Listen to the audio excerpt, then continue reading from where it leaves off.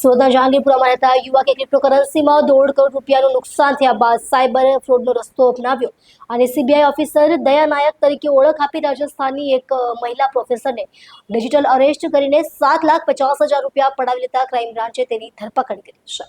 આ આરોપીનું નામ હિતેશ પ્રવીણચંદ્ર દોઢિયાવાલા છે, જે જહાંગીરપુરા વિસ્તારમાં રહે છે। સુરત ક્રાઇમ બ્રાન્ચે બાતમીના આધારે સાંઈ પૂજન એપાર્ટમેન્ટમાંથી પકડી પાડ્યો હતો। આરોપીએ તારીખ 30 ઓગસ્ટ 2025ના રોજ અજમેરની મહિલા પ્રોફેસરને અજાણ્યા નંબર પરથી ફોન કર્યો અને પોતાને સીબીઆઈ અધિકારી તરીકેની ઓળખ આપી હતી। ફોનમાં આરોપીએ મહિલાને કહ્યું કે તેના નામે સિમ કાર્ડ ઇસ્યુ થયું છે, જેનો ઉપયોગ સેક્સ્યુઅલ હેરેસમેન્ટના મેસેજ મોકલવા માટે થયો છે અને આ મામલો સુપ્રીમ કોર્ટ સુધી પહોંચ્યો છે, તેથી તે મુખ્ય આરોપી છે અને તેની સામે કાર્યવાહી થવાની છે। આરોપીએ મહિલાને વિડીયો કોલ કરીને પોતાને દયા નાયક તરીકે રજૂ કર્યો અને ડિજિટલ અરેસ્ટ કર્યો હતો।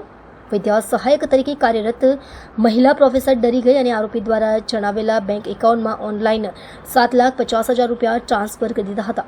પોલીસ તપાસમાં જાણવા મળ્યું કે હિતેશને અગાઉ ક્રિપ્ટો ટ્રેડિંગમાં 1.5 કરોડ રૂપિયાનું મોટું નુકસાન થયું હતું। આ નુકસાની ભરવા માટે તેણે સાયબર ફ્રોડનો માર્ગ અપનાવ્યો હતો।